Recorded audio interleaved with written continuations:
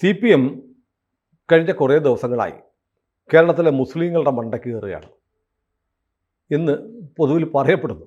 ഞാൻ എൻ്റെ കൂടെ കൂടിച്ചേർക്കുകയാണ്. കാരണം പ്രിയങ്ക വയനാട്ടിൽ ജനിച്ചത് മുസ്ലിമുകളുടെ വോട്ട് കിട്ടിയിട്ടാണ്. മുസ്ലിം വോട്ട് കിട്ടിയിട്ടാണ്, ജമാഅത്തെ ഇസ്ലാമിയാണ്, SDPI ആണ് എന്നൊക്കെ പറഞ്ഞ് പ്രിയങ്ക ഗാന്ധിയുടെ, അതിന് തൊട്ടുമ്പോൾ രാഹുൽ ഗാന്ധിയുടെ വിജയവും സമ്മാനിച്ചത് മുസ്ലിമുകളാണ് എന്ന് നിരന്തരം പറഞ്ഞുകൊണ്ടിരിക്കുകയാണ്. ഇത് CPMന് മുമ്പ് BJP പറയുന്നുണ്ട്. അതുകൊണ്ടാണല്ലോ അവിടെ വയനാട്ടിൽ രാഹുൽ ഗാന്ധിക്ക് പച്ചക്കൊടി മാറ്റിവെക്കാൻ കോൺഗ്രസ്സുകാരോട് പറയേണ്ടി വന്നത്. അല്ലെങ്കിൽ രാഹുൽ ഗാന്ധി വന്നപ്പോൾ കോൺഗ്രസ്സുകാർ പച്ചക്കൊടി മാറ്റിവെച്ചത്. അതിന് മുമ്പത്തെ തെരഞ്ഞെടുപ്പിൽ പച്ചക്കൊടി പിടിച്ചത് വടക്കേ ഇന്ത്യയിൽ വലിയ പ്രശ്നമായി ആ ക്യാമ്പയിൻ. അതുകൊണ്ട് പച്ചക്കൊടിക്ക് പകരം ബലൂൺ ഉപയോഗിച്ചിട്ടാണ് ഒരു രാഷ്ട്രീയ പാർട്ടി അവരുടെ മുന്നണിയുടെ പ്രകടനത്തിൽ സ്വന്തം കൊടിയെടുത്ത് മാറ്റിവെക്കേണ്ടുന്ന ലജ്ജാകരമായ അവസ്ഥയിലേക്ക് മുസ്ലിം ലീഗ് മാറി എന്നത് വേറൊരു സംഗതി. ഏതായാലും ഇപ്പോൾ വന്നിരിക്കുന്നത് ജമാഅത്തെ ഇസ്ലാമി ഇതിനെ പ്രതിരോധിക്കാൻ തീരുമാനിച്ചു. CPMൻ്റെ ഈ വർഗീയ ആരോപണത്തെ പ്രതിരോധിക്കാൻ തീരുമാനിച്ചിട്ട് ഷിഹാബ് പൂക്കോട്ടും ജമാഅത്തെ ഇസ്ലാമിയുടെ കേരള സെക്രട്ടറിയാണ്. അദ്ദേഹം ഇന്നലെ ഫേസ്ബുക്കിലൊരു പോസ്റ്റ് ഇട്ടിരിക്കുന്നത് അങ്ങയുടെ ശ്രദ്ധയിൽപ്പെട്ട് കാണും. അപ്പോൾ ഞാൻ പ്രേക്ഷകർക്ക് വേണ്ടി അതിൻ്റെ ഒരു രത്ന ചുരുക്കം പറയാം, ദീർഘമായ പറയാം. അതായത് തമിഴ്നാട്ടിൽ 4 സീറ്റിൽ ഞങ്ങൾ CPMനെ പിന്തുണച്ചിട്ടുണ്ട്. രാജസ്ഥാനിൽ 1 സീറ്റിൽ പിന്തുണച്ചു. 2019 ഇലക്ഷനിൽ ഞങ്ങൾ CPMൻ്റെ എല്ലാ പാർട്ടികളെയും പിന്തുണച്ചു എന്ന് പറഞ്ഞിട്ട് ഇതിൻ്റെയൊക്കെ ചിത്രങ്ങൾ കാണിച്ചിട്ടുണ്ട്. രാജസ്ഥാനിലെ സിക്കാറിലെ MP അററാം എന്ന് പറയുന്ന ആൾ ജമാഅത്തെ ഇസ്ലാമിയുടെ രാജസ്ഥാനിലെ അമീറായ മുഹമ്മദ് നസിമുദ്ദീൻ്റെ കൂടെ ഇരിക്കുന്ന ഫോട്ടോ. പിന്നെ മറ്റൊരു ചിത്രത്തിൽ അവരുടെ ഷൂര മെമ്പറായ, ഷൂര എന്ന് അവരുടെ എന്തോ കൗൺസിലാണ്, കുർദിഷ് ഹുസൈൻ്റെ കൂടെ ജമാഅത്തെ ഇസ്ലാമിയുടെ ജില്ലാ പ്രസിഡന്റ് ആരിഫ് ഇരിക്കുന്ന ചിത്രം. അതും തീർന്നില്ല, കോയമ്പത്തൂരിലെ CPM ജമാഅത്തെ ഇസ്ലാമിയുടെ ഓഫീസിൽ CPMൻ്റെ മുൻ MP PR നടരാജൻ ഇരിക്കുന്ന ചിത്രം. അതും കഴിഞ്ഞില്ല. അതാണ് ഏറ്റവും പ്രധാനപ്പെട്ടത്, ഏറ്റവും പുതിയത്. സീതാറാം യെച്ചൂരിയുടെ അനുസ്മരണ സമ്മേളനം സിക്കാറിൽ രാജസ്ഥാനിൽ നടക്കുന്നു. അവിടെ നേരത്തെ പറഞ്ഞ CPM MPയുടെ കൂടെ ഇരിക്കുന്ന യെച്ചൂരി അനുസ്മരണ സമ്മേളനത്തിൽ പങ്കെടുക്കുന്ന ജമാഅത്തെ ഇസ്ലാമിയുടെ നേതാക്കൾ. അപ്പോൾ CPMുമായിട്ടുള്ള ബന്ധം അത്രയ്ക്ക് ദൃഢമാണ്. അതുകൊണ്ടാണല്ലോ CPMൻ്റെ ജനറൽ സെക്രട്ടറി ആയിരുന്ന യെച്ചൂരിയുടെ അനുസ്മരണ സമ്മേളനത്തിൽ ജമാഅത്തെ ഇസ്ലാമിയുടെ നേതാക്കൾ പങ്കെടുക്കുന്നത്. അപ്പോൾ ജമാഅത്തെ ഇസ്ലാമി രാജസ്ഥാൻ അല്ലാതെ ജമാഅത്തെ ഇസ്ലാമി ഇന്ത്യ തന്നെയാണ്. ജമാഅത്തെ ഇസ്ലാമി കേരളയല്ല കേരളത്തിലുള്ളത്. ഇന്ത്യയിൽ ഒറ്റ ജമാഅത്തെ ഇസ്ലാമിയുള്ളൂ. ജമ്മു കാശ്മീരിൽ വേറെയുണ്ട്. ജമാഅത്തെ ഇസ്ലാമി ജമ്മു കാശ്മീർ വേറെയാണെന്ന് തോന്നുന്നു, നിരോധിച്ചിരിക്കുകയാണെന്ന് തോന്നുന്നു. ഏതായാലും ജമാഅത്തെ ഇസ്ലാമിയെ ചീത്ത പറയുന്നു. എന്നാൽ CPM മറ്റ് സംസ്ഥാനങ്ങളിലെല്ലാം ഇവരുമായി വേദി പങ്കിടുന്നു, ഓഫീസ് പങ്കിടുന്നു, യെച്ചൂരിയെ അനുസ്മരിക്കുന്നു. അപ്പോൾ ഒരു കള്ള കളിയല്ലേ CPM കളിക്കുന്നത്? അതാണിപ്പോൾ ജമാഅത്തെ ഇസ്ലാമി തുറന്നു കണ്ടിരിക്കുന്നത്. ഇത് രാഷ്ട്രീയത്തിലൊരു ഡബിൾ ടോക്ക് നമ്മൾ പറയുന്ന ഒരു ഇരട്ടത്താപ്പ് എന്ന് പറയുന്ന സംഭവമാണ്. അത് CPM വളരെ വലിയ തോതിൽ പ്രതിസന്ധി നേരിടുന്ന ഒരു പ്രതിഭാസവുമാണ്. അത് ജമാഅത്തെ ഇസ്ലാമിയും SDPI മാത്രമല്ല, കോൺഗ്രസ്. കേരളത്തിൽ CPM കോൺഗ്രസിനെതിരാണ്, കേരളത്തിൽ ജമാഅത്തെ ഇസ്ലാമിക്കെതിരാണ്, കേരളത്തിൽ SDPIക്കെതിരാണ്. എന്നാൽ കേരളത്തിന് പുറത്തല്ലേ? കേരളത്തിന് അല്ല, ഞാനത് വളരെ നമ്മൾ ഹാസ്യാത്മകമായിട്ട് കാണേണ്ടതല്ല. നമ്മളതൊരു രാഷ്ട്രീയ പാർട്ടി അഭിമുഖീകരിക്കുന്ന ഒരു പ്രതിസന്ധിയാണ്. ശരി, കേരളത്തിന് പുറത്ത് ജമാഅത്തിൻ്റെയും SDPIയുടെയും കോൺഗ്രസിൻ്റെയും കൂടെയാണ് CPM. അങ്ങനെ ജയിച്ച സ്ഥലങ്ങളിലൊക്കെ ഇവരുടെ എല്ലാം സഹായത്തോടെ തന്നെ ജയിച്ച് അവരുടെ മുന്നണിയുടെ ഭാഗമായിട്ട് തന്നെ ജയിച്ചിട്ടുള്ള ഒരു സംഭവമാണ്. ഇത് കുറച്ച് നാളായിട്ട് CPMനെ ഹോണ്ട് ചെയ്തുകൊണ്ടിരിക്കുന്ന ഒരു വിഷയമാണ്. അവരെ വേട്ടയാടിക്കൊണ്ടിരിക്കുന്ന ഒരു വിഷയമാണ്. ശരി, കേരളത്തിൽ പക്ഷേ അവർ വളരെ ശക്തമായിട്ട് ജമാഅത്തെ ഇസ്ലാമിക്കും SDPIക്കും എതിരായിട്ട് നിൽക്കുകയും എല്ലാ സ്ഥലത്തും അവരുമായിട്ട് ഒരു ബന്ധവും പാടില്ല എന്ന് വളരെ കർക്കശ കേരളത്തിലെ കാര്യം അങ്ങനത്തെ ഒരു നിലപാടാണ് അവർ കുറച്ച് നാളായിട്ട് എടുത്തു വരുന്നത്. ഇപ്പോൾ നമുക്കറിയാം, നേരത്തെ മദനി ഉണ്ടായിരുന്ന സമയത്ത് മദനിയുമായി വളരെ അടുപ്പത്തിൽ പ്രവർത്തിച്ചിരുന്ന പിണറായി വിജയൻ ഒരുമിച്ച് മാത്രമല്ല, മദനി വരാൻ വേണ്ടി ഈ മൈക്കത്ത് ഓണാവാൻ വൈകിയാൽ ക്ഷുഭിതനാകുന്ന പിണറായി വിജയൻ മദനി വരാൻ വേണ്ടി അരമണിക്കൂറോളം. അത് മാത്രമല്ല, മദനി വരുന്ന സമയത്ത് അദ്ദേഹം അവിടെ നിന്ന് സ്റ്റേജിൽ എഴുന്നേറ്റ് നിന്ന് മദനിയെ സ്വീകരിക്കുന്ന ഒക്കെ പിണറായി ഇരിക്കുന്ന വേദി VS അച്യുതാനന്ദൻ കടന്നു വരുന്നത്, പിണറായി എണീറ്റില്ല, ബാക്കി എല്ലാവരും എണീറ്റപ്പോൾ എഴുന്നേറ്റില്ല. ശരിയാണ്, അങ്ങനെയാണ്. VS അച്യുതാനന്ദൻ വരുന്ന സമയത്ത് പിണറായി എഴുന്നേറ്റില്ല, ബാക്കി എല്ലാവരും എഴുന്നേറ്റു. മദനി കടന്നു വരുന്ന സമയത്ത് പിണറായി എഴുന്നേറ്റു. അന്ന് ഞാനൊക്കെ വളരെ ശക്തമായിട്ട് ഈ സംഭവത്തെ എതിർത്തിട്ടുള്ളതാണ്. കാരണം വെച്ചാൽ ആ ലെഫ്റ്റ് പൊളിറ്റിക്സിൽ എങ്ങനെയാണ് ഈ വ്യക്തികളുടെ അപ്രമാദിത്വവും അതേപോലെ തന്നെ ധാർമ്മിക നിരാസവുമൊക്കെ കടന്നു വരുന്നതെന്ന് സൂചിപ്പിക്കാനുള്ള ഉദാഹരണങ്ങളായിട്ടാണ് അതിൻ്റെ കാണിച്ചിരുന്നത്.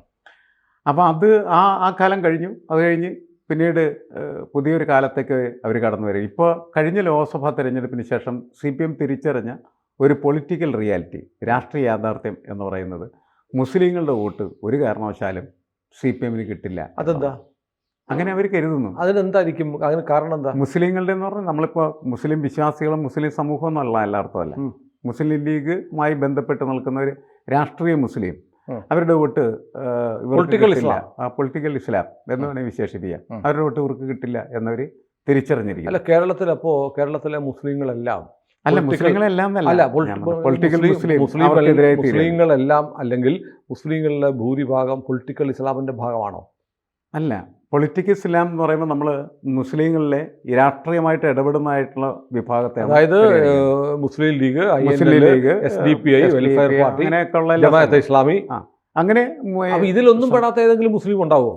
അല്ല, സാധാരണ കുറെ മുസ്ലിങ്ങളുണ്ടല്ലോ, സാധാരണ മനുഷ്യരായിട്ടുള്ള അവർ എല്ലാ ജാതിയിലും ഉണ്ട്. ഏതെങ്കിലും ഒരു കള്ളികളായിരിക്കും അവരിതിന്റെ ഭാഗമായിട്ടൊക്കെ നിൽക്കായിരിക്കും. പക്ഷേ അവരതിന്റെ കാർഡുകോർ പ്രൊപ്പഗാൻഡിസ്റ്റുകളായിരിക്കില്ല. അങ്ങനെ നിൽക്കുന്ന കുറെ ആളുകളുടെ വല്ല വോട്ടൊക്കെ ഇവർക്ക് കിട്ടിയേക്കാം. അത് ഈ അവിടെ നിന്ന് ഭൂരിപക്ഷം വോട്ടുകളും കേരളത്തിൽ പൊളിറ്റിക്കൽ ഇസ്ലാമിന്റെ ആണെന്നാണ് അങ്ങ് പറഞ്ഞു വെക്കുന്നത്. അല്ല, അങ്ങനെയാണത്. അങ്ങനെ അല്ലെന്ന് നമ്മൾ പറഞ്ഞതിൽ ഒരു കഥയുമില്ല.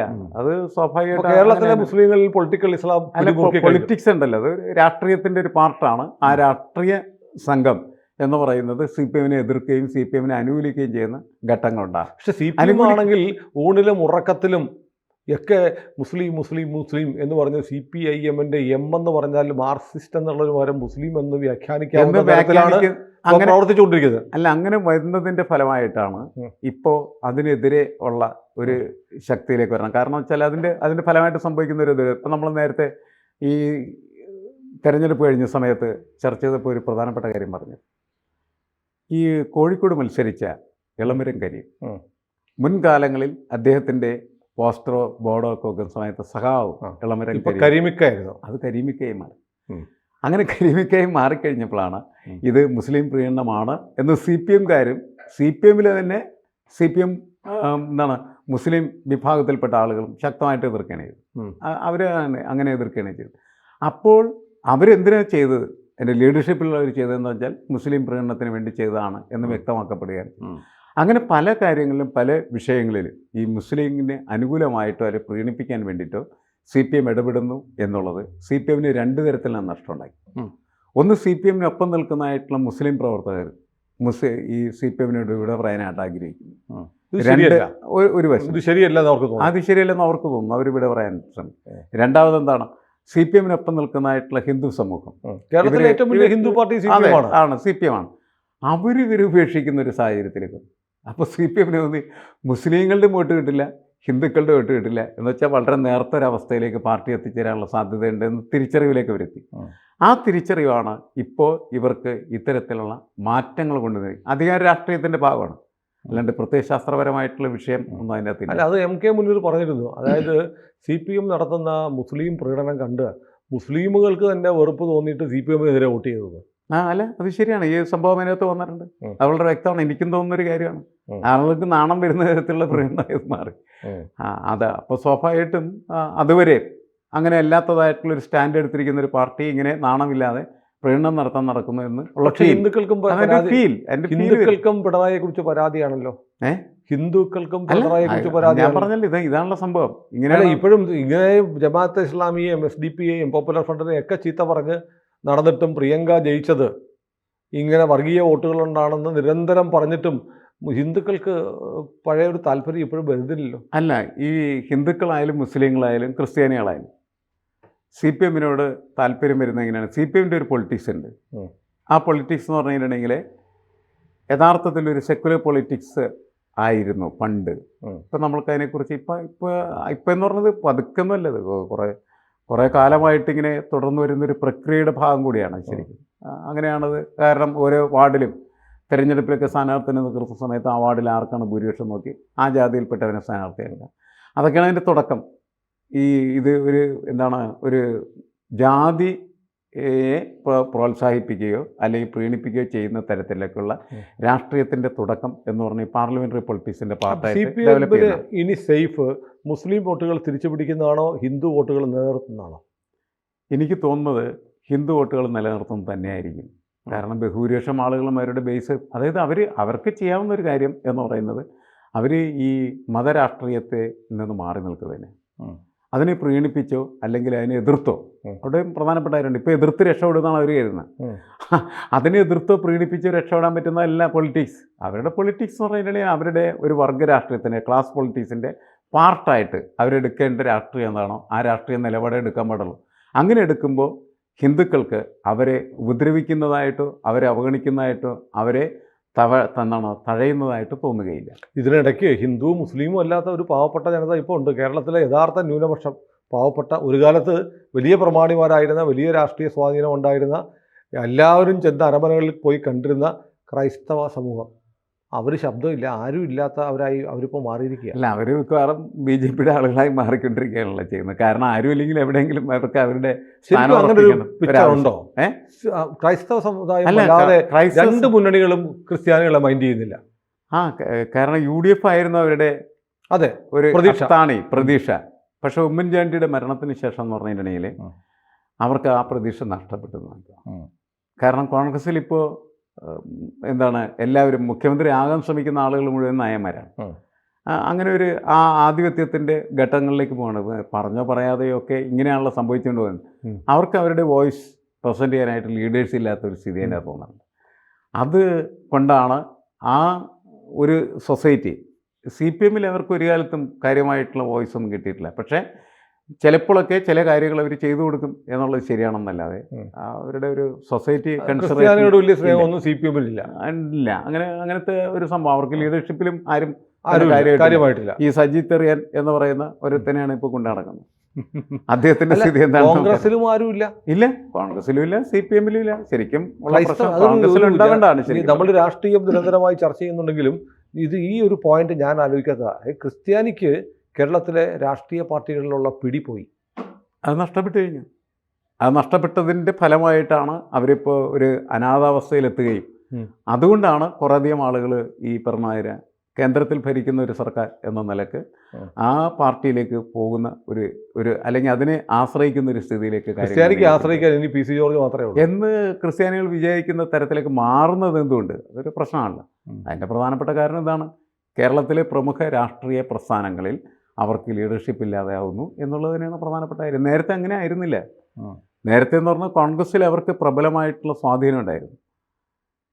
ആ സ്വാധീനം അവർക്ക് നഷ്ടപ്പെട്ടു പോയി. ലീഡർഷിപ്പ് ആണ് പ്രധാനപ്പെട്ടത്. ആ ലീഡർഷിപ്പ് അവർക്കില്ല. അതെന്ത് കോൺഗ്രസ് മനസ്സിലാക്കാത്തതെന്ന് എനിക്കറിയില്ല. അല്ല, ഇനി ഒരാളെ കൊണ്ടുവന്നു കഴിഞ്ഞാൽ ഇനി ഒരാളെ അങ്ങനെ പൊക്കി കൊണ്ടുവന്നാൽ നമുക്ക് മുഖ്യമന്ത്രി ആകാൻ പറ്റുമോ? അതാ ഇവരുടെയൊക്കെ പ്രശ്നം. അതാണ് പ്രശ്നം. അല്ല, പക്ഷേ ഈ കുഴപ്പം എന്താണെന്ന് വെച്ചാൽ അവസാനം ഈ മുഖ്യമന്ത്രി ആകാൻ ഇങ്ങനെയൊക്കെ കോട്ട് തയ്പ്പിച്ചിരിക്കുകയും അവസാനം ആ കോട്ട് ഉപയോഗിക്കാൻ പറ്റാത്ത ചാണ്ടി ഉമ്മനെ 7 അയലത്ത് അടുപ്പിക്കുന്നില്ല. ഏതായാലും കേരള രാഷ്ട്രീയം വല്ലാതെ തരത്തിൽ വല്ലാത്ത ധ്രുവീകരണത്തിലേക്ക് മാറുക. ധ്രുവീകരണത്തിലേക്ക് മാറുന്നു. അതിൻ്റെ ഒരു പൊളിറ്റിക്സ് വളരെ മോശമായി പോകുന്നു. പൊളിറ്റിക്സിന് മതമാണ്. അതായത് പൊളിറ്റിക്സ് അല്ല, മതം വിഴുങ്ങുകയാണ്. കേരളത്തിൻ്റെ രാഷ്ട്രീയ പാർട്ടികളെ മതം വിഴുങ്ങുന്ന ഒരു സാഹചര്യത്തിലേക്ക് എത്തിക്കഴിഞ്ഞിരിക്കുന്നു. അതാണ് ഇപ്പോൾ നമ്മൾ കാണുന്നത്. നമ്മുടെ ഈ വർത്തമാനത്തിൻ്റെ ഒരു നക്ഷല് ഇപ്പോൾ വന്നു. കേരളത്തിലെ രാഷ്ട്രീയ ധ്രുവീകരണമല്ല, മതപരമായ മതം വിഴുങ്ങുകയാണ് കേരളത്തിലെ രാഷ്ട്രീയത്തിൽ. അങ്ങനെയാണ് എനിക്ക് തോന്നുന്നത്. അത് അതിന് പല കാരണങ്ങൾ നമുക്ക് വേണമെങ്കിൽ കണ്ടെത്താനായിട്ട് കഴിയും. ഒന്നെന്താണെന്ന് വെച്ചാൽ ഈ പ്രത്യയശാസ്ത്രം എന്നൊക്കെ പറയുന്ന സാധനത്തിന് ഒരു പ്രസക്തി ഇല്ലാത്ത രീതിയിലേക്ക് അത് മാറ്റം ചെയ്യപ്പെട്ടു. ഐഡിയോളജിക്കൽ സ്പേസ് ഇല്ല ഇപ്പോൾ കേരളത്തിൽ പൊളിറ്റിക്സ്. അധികാരം മാത്രമാണ് പ്രധാനപ്പെട്ടത്. അധികാരം നിലനിർത്താനായിട്ട് ഇപ്പോൾ എളുപ്പത്തിൽ അവർക്ക് ഏതായാലും അങ്ങ് പറഞ്ഞതുപോലെ CPM ഇനി മുസ്ലിം വോട്ട് കിട്ടത്തില്ല. ആ കട്ടിൽ കണ്ട് പനിക്കട്ട. അതായിരിക്കും അവരുടെ ഒരു പ്രതിസന്ധിയും അത് തന്നെയായിട്ടാണ് എനിക്ക് തോന്നുന്നത്. കൂടുതൽ വാർത്തകളും വിശേഷങ്ങളും നിങ്ങളിലേക്ക് എത്താൻ ABC മലയാളം സബ്സ്ക്രൈബ് ചെയ്യുക, ബെൽ ബട്ടണും അമർത്തുക.